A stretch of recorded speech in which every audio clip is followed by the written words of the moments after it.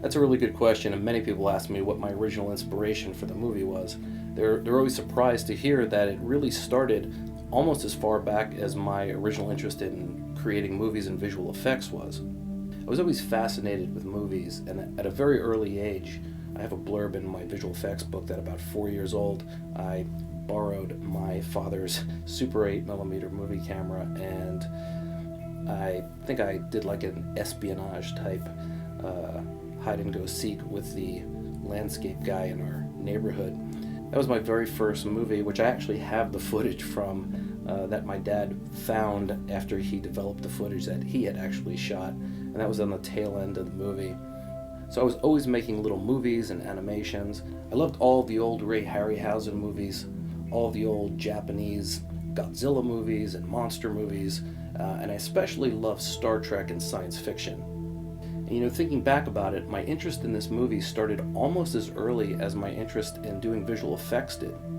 It was about 1976, and I was about 12 years old, and I remember riding my bicycle to this little old used bookstore that was quite a few miles from my house. It was a really long ride, and where I grew up in Miami, it was very hot. And I remember riding. I was going to find this Star Trek book, and it was like this giant compendium of the entire TV show Star Trek universe. And they did such a great job with all the backstory, and they really had a complete manual of everything having to do with the show, from the universe to the creatures to the starships, just everything. And I was going to this store to see if I could find a used copy because it was a very expensive book. And I remember there was this old guy who ran the store, and he was really kind of gruff, and I think he didn't like kids.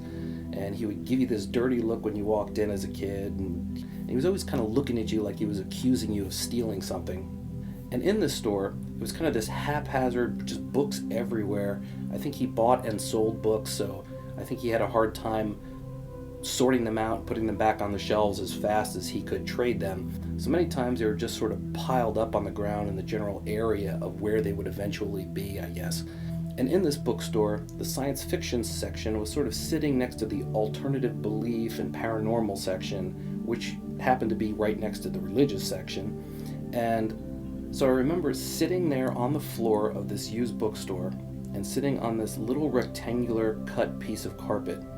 And I'd already gone through all the books on the shelves, and the book I was looking for wasn't there. But there were these big stacks of books that if you wanted to take the time to go through them, you could. And I was going through these books trying to find this book I was looking for. And I happened across two books. The first was Erich von Daniken's Chariots of the Gods. And I thought, wow, this is really interesting. It's not what I'm looking for, but it's really cool. And it was only a year old or so it was in relatively good condition. And the second one was Zecharia Sitchin's The 12th Planet. And I only had enough money for one of the books, so I was going back and forth through, and I remember looking at one of the pictures, one of the illustrations in Chariots of the Gods, when this shadow came over me, and the window of the bookstore was sort of behind me, and so there was somebody who had approached, one or two people had approached behind me, and it sort of covered the light that was coming in from the window behind me. And as I looked up, there was this old man and an old woman, and they were looking at what I was reading. And again, I was in the alternative belief section, which was, remember, next to the religious section. And the old man takes a step closer, and he looks at the title of the book that I'm reading, and he's got this scowl on his face, and he reaches over and he grabs a Bible off the shelf, and he points at me, and he says, "There's only one God, and this is his book. And this is the only book that's important. This is the only book you need to be reading." And he hands me this Bible. So as a child, I'd obviously seen and read Bibles before, and I was a pretty good reader for that age. And sometimes, even as a child, I'd read a passage in the Bible and say, "This doesn't make sense." And I'd turn and I'd ask the adult that was standing next to me and say, "What does this mean? Why does this make sense?" And usually the answer you get was a stonewalled, "You're too young, you just don't understand." So I remember sitting there on the floor of this little old used bookstore, and I've got a Bible in this hand, and Erich von Daniken's Chariots of the Gods, and Zecharia Sitchin's The 12th Planet sitting here on my lap. and I'm thumbing through the Bible, and I get to the passage in Genesis where it talks about the creation of man. And this one passage just jumps out at me, and the passage reads, "And God said, let us create man in our image." And I read it again because it just didn't make sense. The old man, who was red in the face and angry and pointing at me and very determined and very sure of himself, had just told me there's only one God. You shouldn't be looking at this book named Chariots of the Gods that infers multiple gods. There's only one God. And I'm reading this passage again, and it said, let us create man in our image.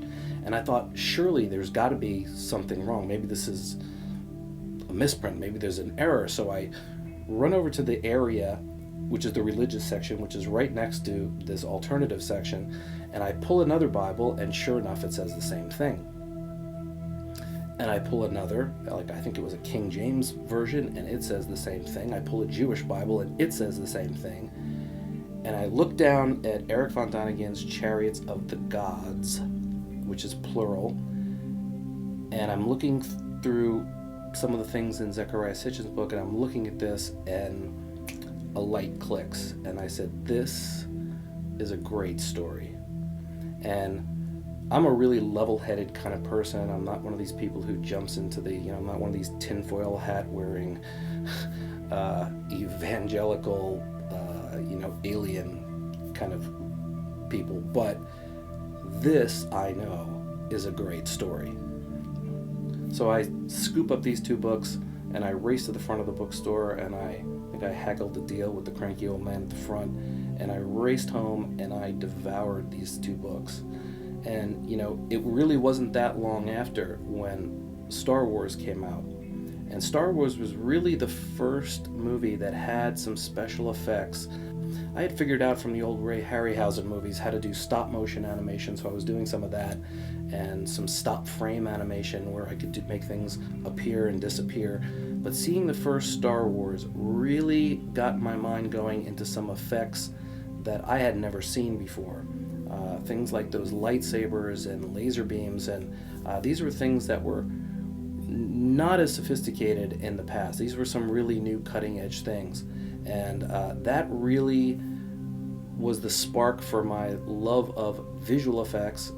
Special effects I'd always been very interested in from a very early age, but doing visual effects and optical effects, that became the spark. So the spark for visual effects and the spark for the creation of this movie really happened pretty much at the same time.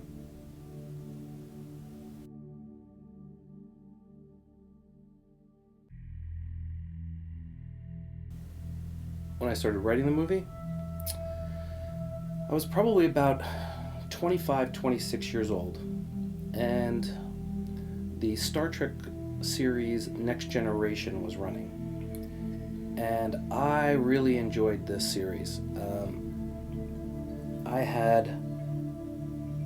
I wasn't a true Trekkie in the sense, but I really loved the writing in the show.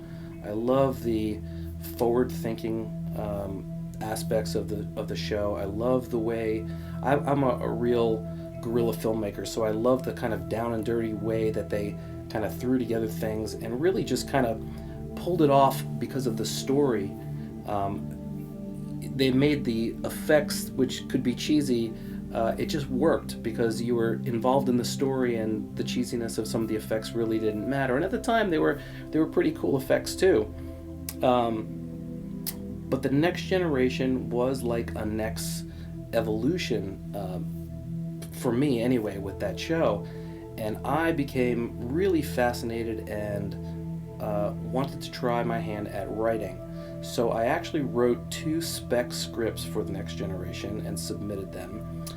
And they took a long time to write. The first one, I had written one script before for something else, but it was really the first time I had written in a TV format.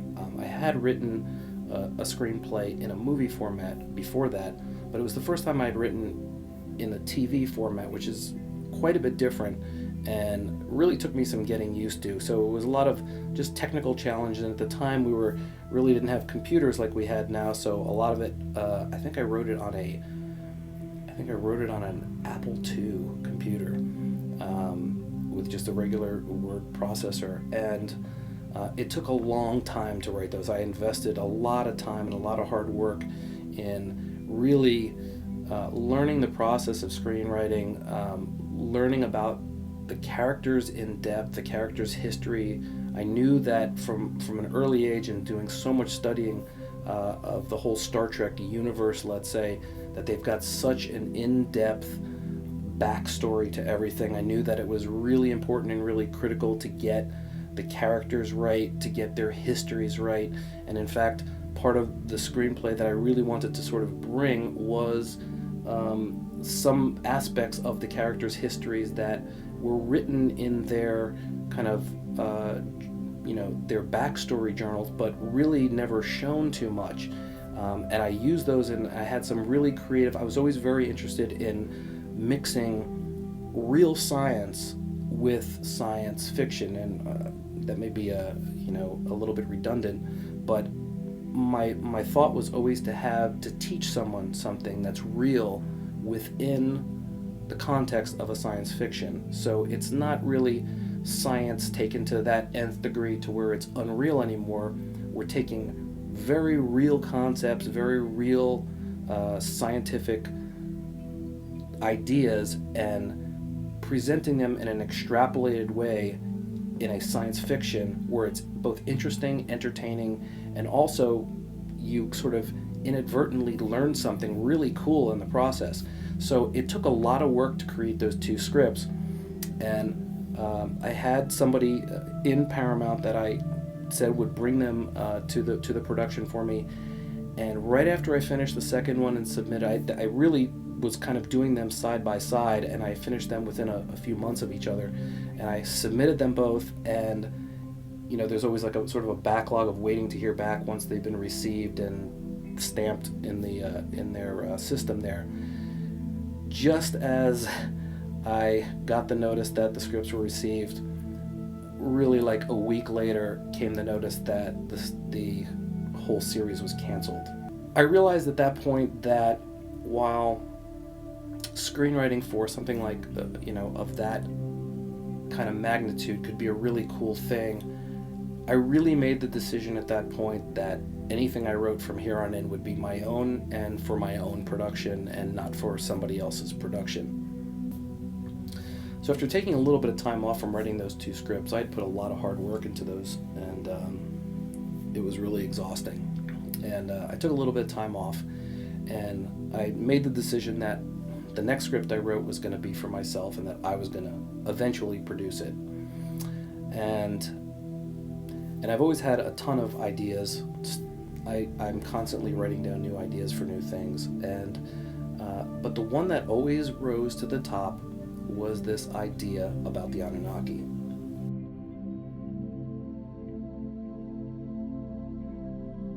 And over the course of the previous few years, I had a whole slew of conversations with some friends of mine who were brought up in a very devout, fundamental religious kind of background.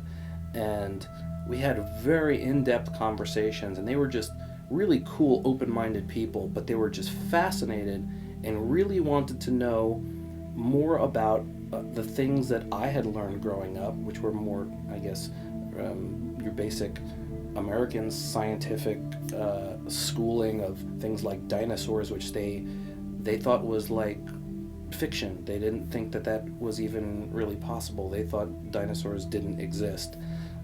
Things that we talk about, creation of the universe and creation of the planets, was just completely foreign to them. And it was really cool because they were really open-minded people. These weren't closed-minded fundamental religions that you normally think about. These were very open-minded people.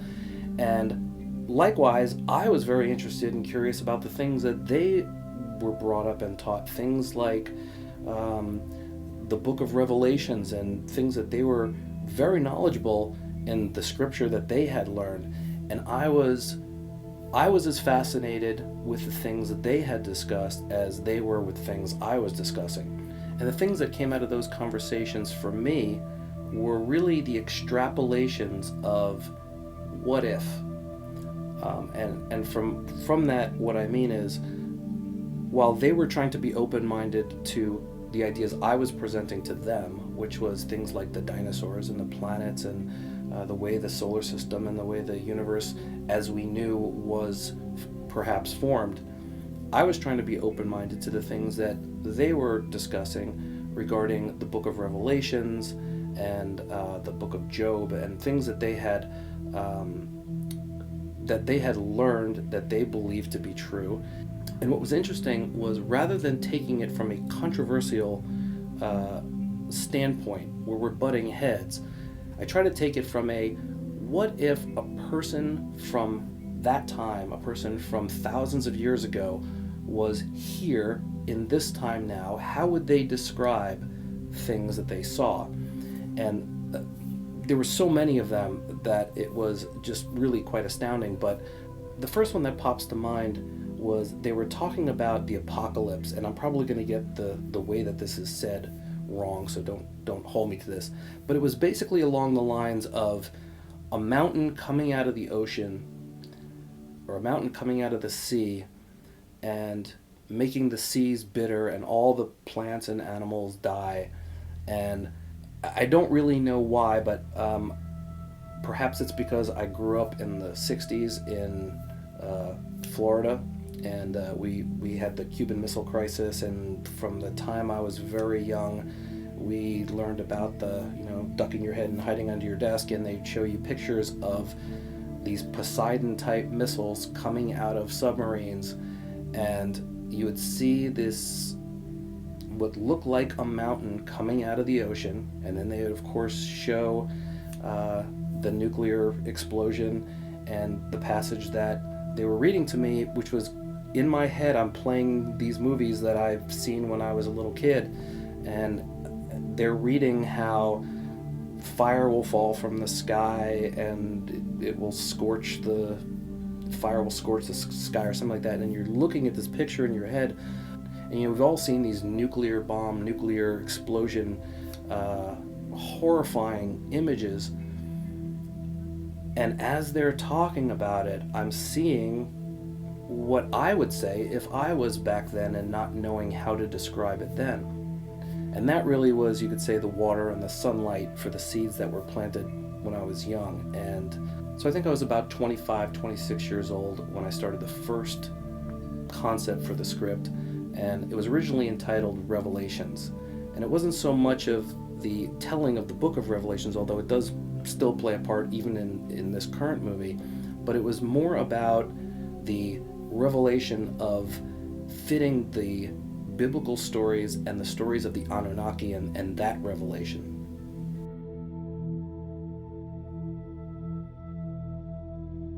Yes, I have said that there have been quite a few revelations during the course, not only in the later years, but even in the first development research for this movie. There were a lot of revelations for me personally about this story. We could probably start at when I first decided to write this story. I decided that I needed to do a lot more research than just the books that I had read. And the books that I had read that were available at the time were mostly von Daniken and Sitchin, and there was a few other books at that time. But I really wanted to see for myself the original research, the research that these guys were quoting. I wasn't content with seeing a book with a hand-drawn sketch that looked like a child did it. I needed to see for myself the artifacts. I needed to see for myself the research. I wanted to see exactly what these guys were talking about. So, to my dismay, the only few places that actually did this kind of, or that were actually present at these digs, because that part of the world was really closed off to American involvement in archaeological digs after a certain point, was really the University of Chicago and the University of Pennsylvania. And so I went and visited, the first place I went was University of Chicago, and I just devoured all of the information, and And luckily, they had in their possession for sale books from the original people who did the archaeological digs at that time, and they had written about their findings, and they had written all of the research they had done. And for me, this was a gold mine, and I think I spent pretty much every penny I had with me on that trip on books, because I knew that there was, at that time, there was no Amazon, there was nowhere else to find these books. They weren't in stores, they weren't, available for the general public. These were like academic books, and I just grabbed all of them.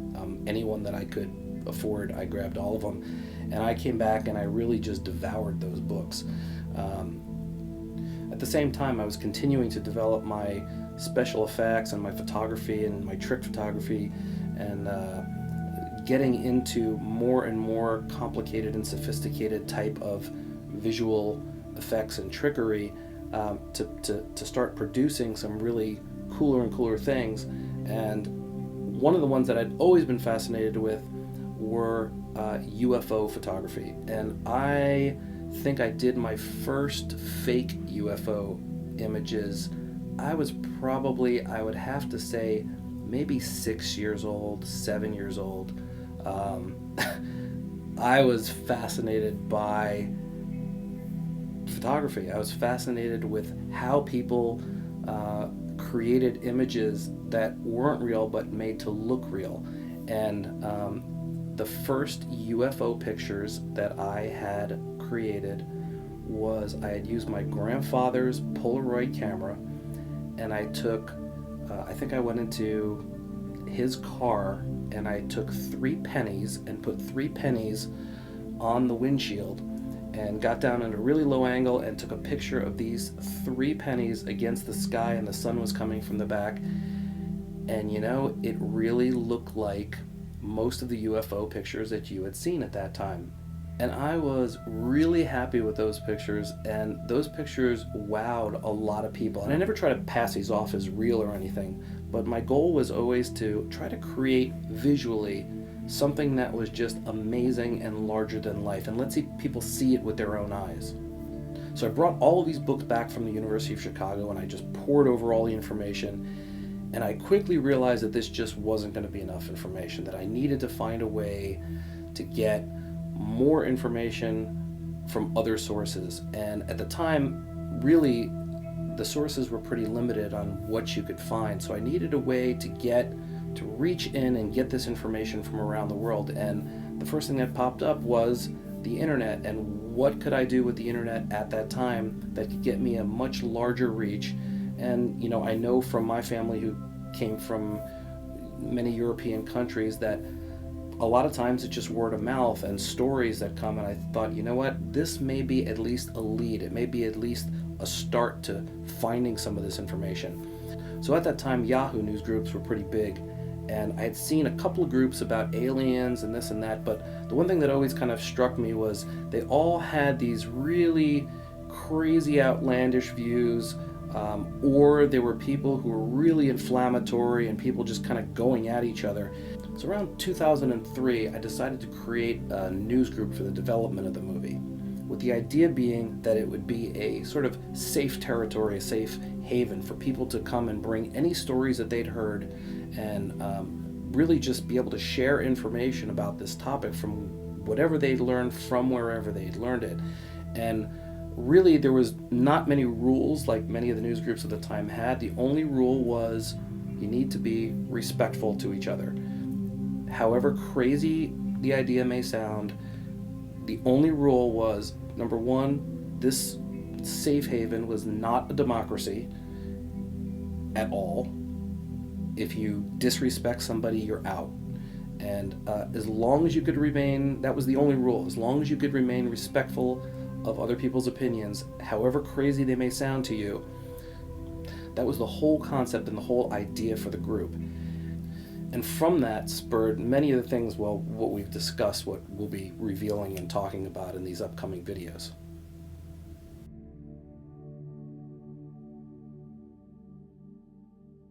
Okay, yeah, the first revelation. The first revelation came when I started creating the concept designs for the movie. And one of my really strong beliefs for this movie was that we had to remain as true to the real history, the real carvings, the real artwork.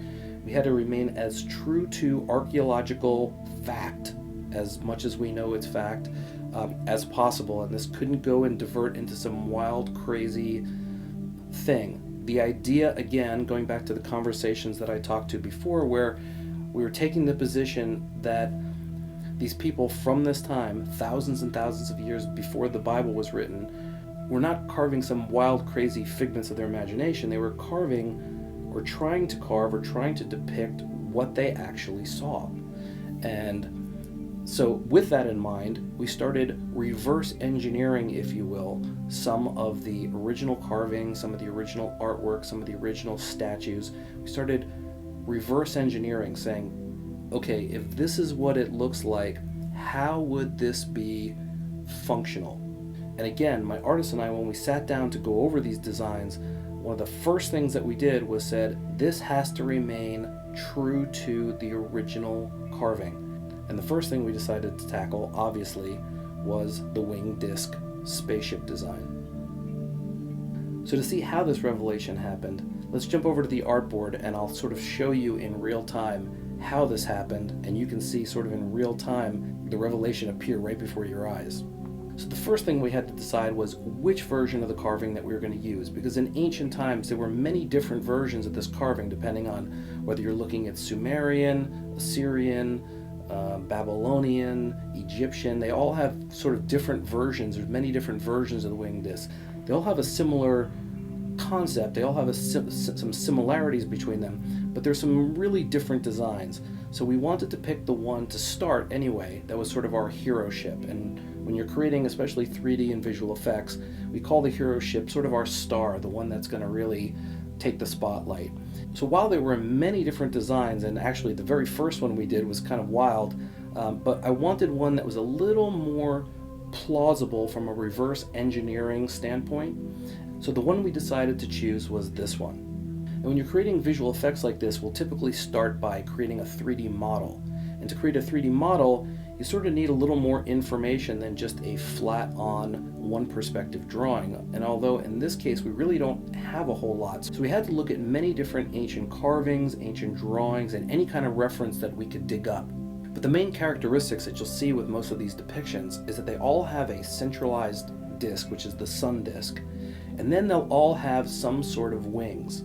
In addition to these, many of them have either snakes or little claws at the top front, which we thought were a really interesting design. In looking at the wings, you'll see that the wings are feathered, but what was interesting to us was that the front parts actually had what looked like struts, a design feature that's common in a modern aircraft, where you have the rigid bulk of the wing in the front and the flaps and air surfaces in the back, which are disconnected from each other and movable to allow for flight control. So our first goal was to create this exact carving in such a way that it would create a feasible or plausible flight-worthy design. Number one, just taking into account modern aerodynamic design, for the most part we kept with smooth, rounded front edge surfaces. And like on a modern aircraft, we taper those as they get to the back of the wing. You can see in some of these centralized disc portions that there seem to be sort of multiple areas, and some of the other ancient reference that we'd seen had some designs that were slightly bulbous or even cigar-shaped. Again, we wanted to keep this as true to the original design as possible. So once we finished the first concept for the design, which looked pretty spot on the original carving, we noticed that the ancient carvings had many feather-like flight surfaces, all stacked next to each other, rather than the few flight surfaces like on a modern aircraft. The other thing that kind of came to mind is that these are really big, long wings, which would be really great for flying or sort of atmospheric flight, but really don't make a whole lot of sense when you think about it, because they wouldn't be great for vertical flight up through the atmosphere and out into space, unless of course the whole ship, wings and all, had to be rotated 90 degrees to be able to launch, which also seems a little strange. But then the obvious idea struck us. These feathers were very much like the blades of a fan that could fold together very easily.